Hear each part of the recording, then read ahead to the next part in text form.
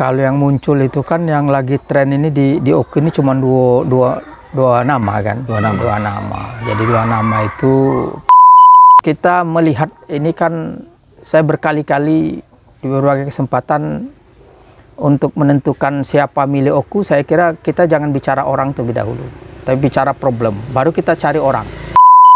Sosok seperti apa sih yang pantas untuk memimpin Oku 5 tahun ke depan? Saya kira sosok itu harus sosok yang out of the box ya, harus keluar dari kotak nyaman.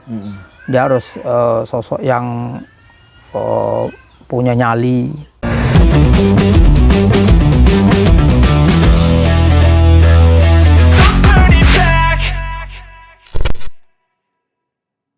Assalamualaikum warahmatullahi wabarakatuh. Selamat sore, selamat malam, selamat pagi, dan selamat siang dimanapun Anda berada.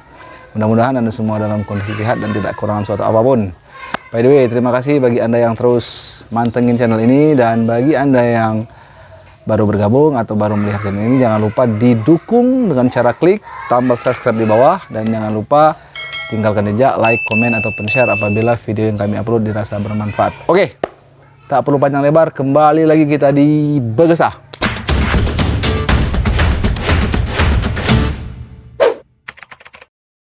Oke, di sebelah kiri saya sudah ada narasumber yang kita pernah bincang-bincang sekitar 2 tahun lalu, Kak. Sudah, ya, saya. Beliau Kanda Marwatul Fahri. Assalamualaikum warahmatullahi wabarakatuh. Warahmatullahi wabarakatuh. Oke, Kak, bagaimana nih, Kak, situasi dan kondisi jelang pilkada? Kita bicara pilkada ya, 2024 mendatang, khususnya di Kabupaten Oku. Baik, terima kasih Nino untuk pilkada di Oku ya khususnya. Saya kira di Oku itu kultur masyarakatnya, karakter masyarakatnya termasuk masyarakat yang terbuka dan toleran. Kemudian perbedaan-perbedaan pilihan politik itu menjadi sesuatu yang biasa-biasa saja. Berbeda dengan di tempat-tempat lain, di kabupaten lain yang barangkali sering kali ada gesekan-gesekan. Dan di Oku saya kira berapa kali kita pilkada, terutama setelah reformasi, tidak pernah terjadi gesekan yang berarti. Dalam arti kerusuhan misalnya. Semuanya aman-aman dan damai-damai saja. Suhunya pun demikian? Suhunya demikian. Oke. Kalaupun begitu, untuk ini Kando, menurut Kando Dewe, untuk nama-nama yang berseliweran belakangan ini, kira-kira menurut versi kakak ya? Oh iya. Siapa saja nih kira-kira yang sudah mulai? Kalau yang muncul itu kan yang lagi tren ini di Oku ini cuma dua nama kan, dua nama. Jadi dua nama itu Pak Marjito dan Pak Yudi kan, Yudi Purnanugraha. Saya kira itu yang sekarang ini yang paling tidak dua nama itu. Bagaimana dengan PJ? Kalau PJ ya desas-desusnya ada juga yang maju, tapi saya kira PJ juga mungkin harus hitung-hitungannya juga secara politis juga mungkin juga berhitung. Walau semua itu tidak menutup kemungkinan kalau dia maju misalnya, karena semua serba terbuka. Walaupun paling tidak tadi saya katakan dua nama ini sudah cukup populer lah untuk sementara ini. Orang seringkali menyebut itu, walaupun ada desas-desus PJ diisukan akan maju, bahkan ada juga yang menyatakan tidak mungkin maju gitu. Kalau Maju kemungkinan peluangnya menurut Kanda? Pertama kan kita bicara ini politik itu kaitannya dengan dukungan, terutama dukungan partai ya, sebagai pintu masuk untuk mengikuti kontestasi pilkada itu. Kalau dari sisi pengalaman saya kira PJ juga patut juga diapresiasi ya, pengalaman dia punya.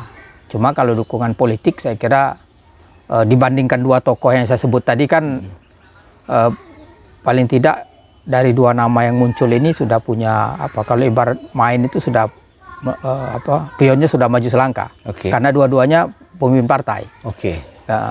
Itu saya kira itu juga jadi pertimbangan, karena walau bagaimanapun di dalam sejarahnya pilkada Sumsel tidak seperti di Jawa Barat, belum pernah ada yang namanya misalnya melalui jalur non partai politik itu tidak pernah kan.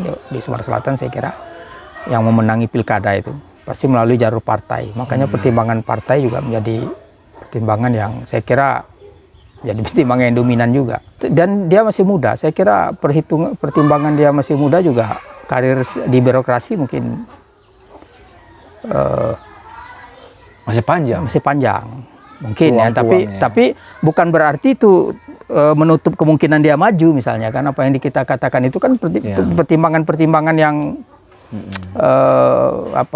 realitas yang dibaca orang dari luar, dari kulitnya. Kita tidak tahu kekuatan di balik itu, kemudian dia maju dan seterusnya kan. Tapi orang akan mengkalkulasi kalau dia maju misalnya, pertama harus ada dukungan partai politik. Nah, kalaupun mampu meyakinkan, walaupun partai politik ini tidak tegak lurus juga dengan kemauan di daerah dengan di pusat. Karena itu tergantung. Kasus di beberapa pilkada kan ada yang sudah mendukung si A tiba-tiba dibatalkan oleh DPP, kan itu hal yang biasa. Tapi tadi kekuatan politik di Jakarta itu akan mencair seiring dengan pilpres, pileg dan pilkada itu. Jadi misalnya taruhlah partai mana mau kita yakinkan akan pengaruh itu. Oke. Dari 3 nama yang telah kita bahas, mungkin ada lagi tidak? Mungkin nama-nama lain yang di luar sana? Ya tadi kalau berdasarkan basis partai ini kan kita ini ada parliamentary threshold yang 20% misalnya, ada dukungan-dukungan itu kan mempengaruhi juga kemunculan nama itu. Jadi orang akan mengkalkulasi, jadi kemungkinan lebih dari 2 atau 3 itu nggak kesulitan juga. Kalau secara legal formal ya, legal formal itu artinya melalui jalur partai politik itu sulit saya kira lebih banyak munculkan calon-calon itu. Oke. Kalau bicara pergerakan nih, pergerakan nama-nama yang telah kita sebut tadi, menurut Kando? Kalau pergerakan semuanya bergerak pasti ya. Ya. Cuma yang nampak ke permukaan itu dari 2 nama itu saya kira YPN ini lebih progresif ya, menonjol. Paling tidak orang melihat dari kemunculan beberapa posko-posko dan lain-lain. Orang kan akan lihat sekarang ini kan simpel-simpel aja orang lihat. Iya betul. Ya, mulai dari baleho, mulai dari spanduk, mulai dari posko kan orang masalah nanti pilihan kan nanti. Yang paling tidak secara kasat mata orang akan melihat dari sisi itu. Kalau rivalitas sudah kentara belum? Rivalitas antara kedua nama ini? Ya setidak-tidaknya kelihatan itu sudah apa ya? Sudah kelihatan itu. Jadi kalau apa istilah, kalau kentara itu sudah ya sudah pastilah, masing-masing kan punya pendukung kan, punya dukungan. Konkretnya rivalitas kedua tokoh ini mungkin. Ya ini lucunya rivalitas itu kan ketika seharusnya kita bicara rivalitas ketika sudah secara legalitas formal sudah dinyatakan oleh KPU, harusnya kan begitu ya. Ini rivalitas dalam konteks persaingan sebelum resmi kan. Ya sudah kelihatan. Sudah kelihatan itu. Dan sudah bergerak. Masing-masing tim kan sudah bergerak. Oke. Ada tidak contoh rivalitas yang agak semi-semi bergesekan? Kalau gesekan itu tidak ada. Tapi kalau rivalitas itu kan bisa dimaknai dengan pertama tadi sosialisasi diri, nampilkan diri kan itu dengan ada pembentukan tim. Walaupun mungkin tidak kelihatan dalam arti secara karena memang belum secara formal belum ada kampanye, belum ada ini, tapi kali itu sudah saya kira kita bisa melihat itu. Gelagat itu sudah ada itu. Nah, ini kan yang cukup progresif seperti yang Kando sebut tadi kan, ini baru saudara Yudi Purnanugraha. Ya. Ini kalau dalam kacamatanya Kak Fahri, mengapa dia melakukan itu? Ya, saya kira dia wajar karena dia sebagai makhluk politik ya, insan politik. Ya, dia ketua partai, dia anggota dewan, dan itu memang dunianya. Wajar kan kalau orang bilang, oh dia ada punya cita-cita mau jadi misalnya mau nyalon atau apa. Begitu juga dengan Pak Marjito. Saya kira hal yang sesuatu yang lumrah saja itu, biasa saja itu. Dalam arti biasa ya saya katakan merupakan suatu hal yang lumrah ketika seorang politisi terjun di dunianya. Kan mencalonkan diri itu kan melalui partai politik. Jadi sebagai pimpinan partai, kalau dia merasa paling tidak dia ukuran dia kan merasa ada keinginan, ada kemampuan untuk mencalonkan diri, saya kira itu hal yang seharusnya begitu memang. Nah, bagaimana menurut Kando politik identitas di Oku ini? Masih kental nggak? Saya kira masyarakat Oku itu masyarakat yang terbuka. Jadi masyarakat yang tidak terlalu mempermasalahkan masalah suku, saya kira. berapa kali pilkada itu kan sudah membuktikan itu. Tidak harus suku ini, harus ini, enggak. Masyarakat Oku itu saya kira sudah cukup cerdas dan dewasa ya dalam perhelatan politik ini. Oke, kalau kita balik lagi ke pergerakan-pergerakan kandidat ini, dua tokoh inilah bisa dikatakan. Mana nih yang menurut Kando yang punya magnet tersendiri lah? Saya kira sebagai pimpinan partai, kedua orang ini kan punya apa istilahnya pasukan dan apa semacam staf ahli itu ya, yang memberikan masukan. Dan kedua-duanya saya kira memiliki apa kelebihan masing-masing lah. Ya, jadi gerakan-gerakan yang mereka lakukan tentu ada hitung-hitungannya masing-masing. Saya tidak mau memberikan penjelasan, oh ini yang lebih baik, ini enggak. Seperti itu. Jadi walaupun Pak, katakanlah kita sebut nama misalnya Pak Marjito maupun Pak Yudi, ini dua-duanya melakukan gerakan yang saya kira untuk mendukung kemenangan pilkadanya itu. Ini kalau kita lihat strategi bermain bola ini, nggak tahu bener apa ya benar aku ya. Ini ibarat kata main bola, Yudi ini menggunakan strategi ofensif, sementara Pak Marjito ini menggunakan defensif. Jadi yang muda itu ya progresif. Ya. Kira-kira benar nggak? Jadi pertama ya nama strategi itu kan di semuanya dipakai dan itu tergantung dari perspektif masing-masing kandidat ya. Ada yang tadi progresif menampilkan diri, ada yang kata Juma Batur aja slow ya jalan ya, tapi bergerak terus itu kan. Nah, melakukan gerakan-gerakan yang nanti masyarakat akan berikan penilaian itu kan. Nah, jadi masyarakat yang akan berikan pada akhirnya nanti kan mana yang pilihan-pilihan itu akan ditentukan oleh masing-masing kandidat. Mengapa yang ada defensif apa tadi itu ya, yang bertahan ofensif itu ada yang bertahan, ada yang menyerang itu pilihan-pilihan. Oke, untuk masyarakat Oku menurut Kanda sudah ini enggak ya, masyarakat Oku dengan pendidikan politiknya sudah terbuka belum sih sebenarnya? Apakah seperti yang periode-periode sebelumnya, yang penting aku berapa dan ngejuk? Ya. Nah inilah yang kadang-kadang agak susah juga ya. Kalau dulu kita percaya bahwa tingkat pendidikan itu mempengaruhi, tingkat pendidikan dan ekonomi akan mempengaruhi pilihan politik, kesadaran politik. Tapi ternyata setelah kita reformasi ini ternyata tidak juga tegak lurus antara ekonomi dan pendidikan yang tinggi itu. Ternyata seringkali tidak tegak lurus dengan kesadaran politik, dalam arti ya masih juga terjebak dengan money politik dan seterusnya masyarakat itu kan. Jadi itu kadang-kadang seperti itu. Dan ini gejala ini saya kira bukan hanya di Oku, di mana-mana itu gejala seperti ini. Nah, terlepas dari itu semua, walaupun memang tidak bisa lah ya dihindari, memang kadang-kadang yang seperti itu dengan beragam modus dan pola yang dipakai itu tidak bisa dihindari karena memang masyarakat kadang begitu, serba susah juga kan. Nah ini tapi pada akhirnya nanti ada sisi-sisi orang menerima itu kan akan pertimbangan-pertimbangan yang rasional. Saya percaya itu. Jadi terlepas dari apapun masih akan ada ruang untuk pilihan-pilihan rasional itu. Tapi kan tidak banyak. Walaupun tidak banyak, saya kira itu akan berpengaruh juga dengan tampilan-tampilannya itu. Apa yang dirasakan masyarakat selama ini, pendekatan yang dilakukan, saya kira itu juga akan memengaruhi. Terlepas apapun gitu, masyarakat harus mengawal proses pemilihan ini. Jadi kalau ada di kawal persemilan ini, saya paling tidak meminimalisir ya terjadinya penyimpangan-penyimpangan itu. Artinya masyarakat harus mulai cerdas lah. Harus mulai cerdas. Ya. Karena yang kita pikirkan ini kan Oku ke depan. Oku ini, Dino.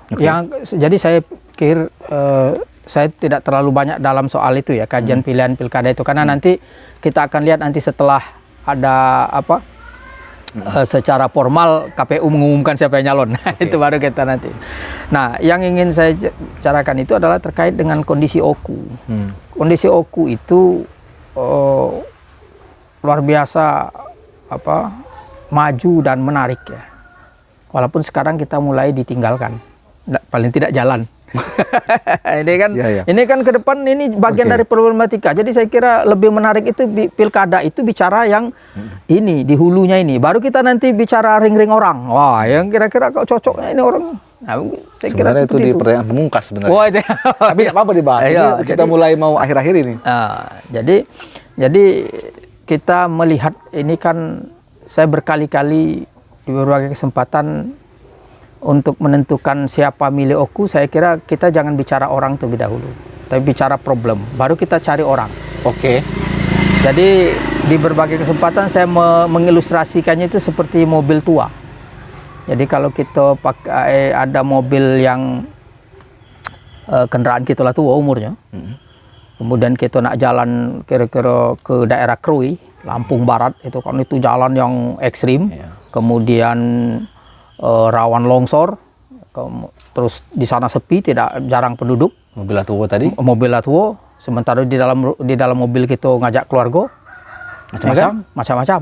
Ada nak jantungan lah. Nah, jadi kita nyari sopir kan. Oke. Nah, jadi kalau kita nyari sopir, kita harus berhitung. Pilihan-pilihannya adalah, oh ini jalan tak katik bengkel sana. Kalau mobilnya rusak, berarti tak pacak aku cuma uang pacak bawa mobil weh. Berarti sopir harus pacak berdandan. Nah, itu kan jadi berarti tantangan aku ke depan itu ini bukan mobil baru ini. Jadi kalau rusak, aduh, sopir yang bisa berdandan. Nah pilihan-pilihan itu kan ada sopir yang lihai nyupir, tidak pacak berdandan. Ada yang sopirnya tidak seberapa lihai tapi pacak berdandan. Ada yang malah kasarnya bawa mobil, tapi berdandan agak ngerti-ngerti dikit karena dia sering naik ini berdandan. Nah pilihan-pilihan itu akhirnya maksa kita kan. Kira-kira ilustrasi seperti ini adalah pilkada Oku itu. Oke. Jadi baru kita melihat, oh Oku itu. Nah sekarang kita petakan Oku ini. Oku ini mau dibawa kemana ke depan misalnya. Secara jujur dari sisi pembangunan fisik Oku ini stagnan setelah di zaman Pak Edi saya kira. Dari zaman Pak Edi Yusuf ya. Maksudnya kalau zaman Pak Edi orang Oku ini kan mudah mengingat bangunan-bangunan fenomenal misalnya. Nah seperti itu kan. Oh ini. Nah. Kemudian di Oku ini sekarang ini kan semua sudah ada di Oku ini. Jadi banyak sekali di Oku ini perkembangan pertumbuhan ekonomi, mulai dari pertumbuhan penduduk sampai ke permukiman dan lain-lain. Bahkan hotel, kemudian mall, itu bank yang bukan papan atas pun masuk tumbuh di Oku. Kuliner. Oh ya, kuliner. Kemudian macam-macam tuh. Nah, ini luar biasa potensi Oku ini. Tapi pada saat yang sama ternyata ya kita lihat jalan-jalan nih. Ini kan tidak tegak lurus, artinya antara potensi yang ada dimiliki Oku dengan infrastruktur tidak tegak lurus. Artinya kan. Jadi ya sejatinya ekonominya bertumbuh itu pelayanan publiknya juga harusnya lebih baik itu. Minimal jalan lah. Artinya memang paling tidak masyarakat Oku harus benar-benar menyaring sosok pemimpin yang ingin betul-betul Persis. perubahan ini. Ya ibarat kata kalau kakak mengilustrasikan seperti mobil buruk sopirnya tadi, kasarnya kalau kita skripsi cari akar masalah dulu baru judul. Iya, betul. Jangan judul dulu. baru cari masalah. Jadi masalah Salah. Jadi artinya kita problem Oku, kita petakan dulu Oku. Nah, itu maksudnya ilustrasi tadi kan. Kalau misalnya Dindo mobilnya lebih bagus mungkin beda dengan problemnya gitu. Nah, kalau sekarang itu seperti itu. Jadi jadi kalau kita melihat Oku gitu. Jadi baru kita lihat orangnya. Oh, nanti orangnya cocok nih seperti apa? Misalnya, orangnya nanti harus tipikal entrepreneur. Harus berani misalnya, harus begini. Nah, baru kita ke sana pilihannya itu. Kalau versi kakak, setelah kakak memetakan itu, sosok seperti apa sih yang pantas untuk memimpin Oku 5 tahun ke depan? Saya kira sosok itu harus sosok yang out of the box ya, harus keluar dari kotak nyaman. Dia harus sosok yang punya nyali, punya keberanian untuk mendobrak pembangunan di Oku ini. Saya kira itu seperti itu. Dan berjiwa entrepreneur. Seperti itu, berjiwa entrepreneur. Iya juga. Walaupun tidak harus dia pengusaha, tapi jiwanya itu jiwa entrepreneur. Yang masih benar-benar punya komitmen untuk membenahi Oku yang gini-gini aja. Ya seperti itu. Seperti itu. Jadi kita sudah melihat ini kan.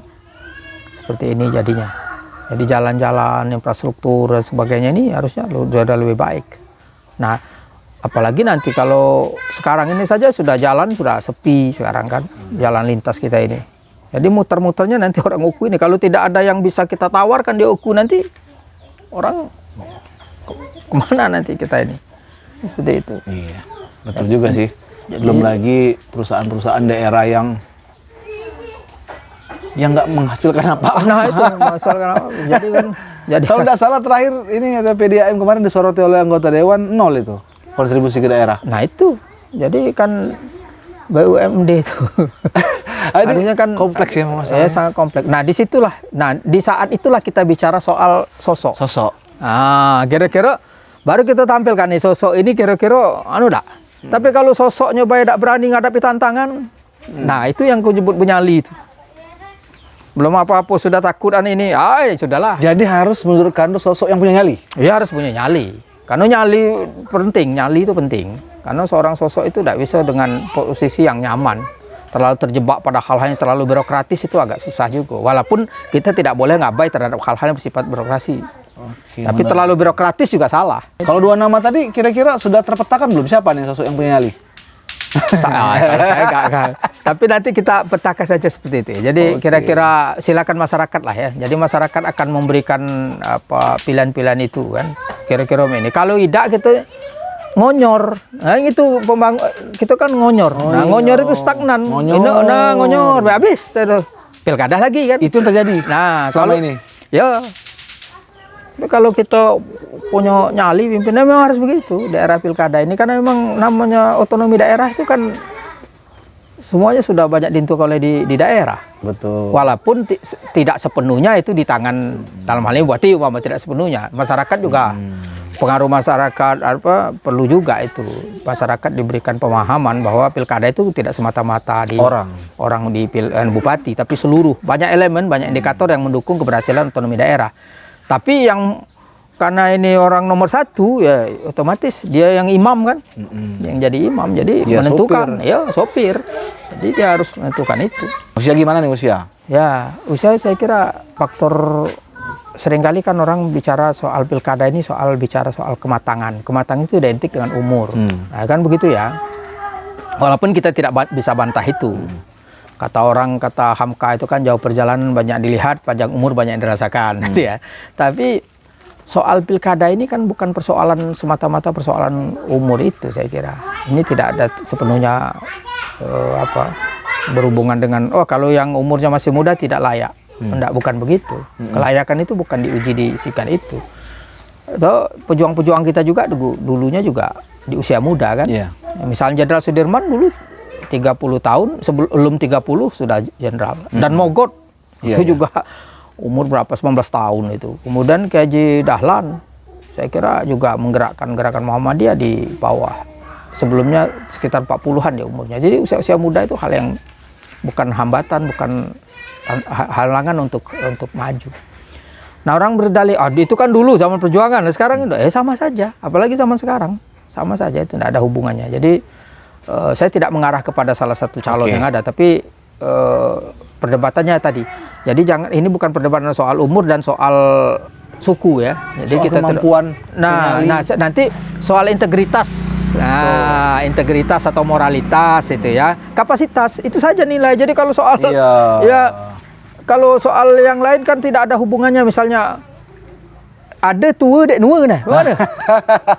Ya kan itu kan. Jadi soal itu kan. Ada cuma itu. Yang tua juga belum tentu kan bukan itu. Ukurannya bukan di situ. Terus syaratnya juga secara formal kan 17 tahunan atau sudah menikah. Iya. Jadi kan betul. Itu jadi jangan lagi itu. Jadi dan saya tidak mengarah kepada salah satu. Ini umum saja saya bicara ini. Jadi pilkada siapapun ya dan berhak semua. Jadi tidak ada kaitan dengan muatan tertentu saya enggak. Ada kata urusannya itu. Nah, yang kita bicarakan itu kan cuma bicara soal kapasitas, integritasnya. Itu saja ukuran-ukurannya itu. Nah, itu. Masih lagi? Ya, cukup ya? Cukup. Oke, menarik sekali perbincangan dengan Kanda Maratu Fahri. Yaitu tadi guys, Beliau ini agak berbeda pandangannya. Jangan dulu kita bicara sosok, kita petakan dulu nih problematika di Oku ini. Baru siapa nih yang cocok kira-kira mampu membenahi Oku yang gini-gini aja. Oke ya. Oke. Kita akhiri Kak pergeseran kita pada sore hari ini dengan ucapan wabillahi taufik wal hidayah. Wassalamualaikum warahmatullahi wabarakatuh. Waalaikumsalam.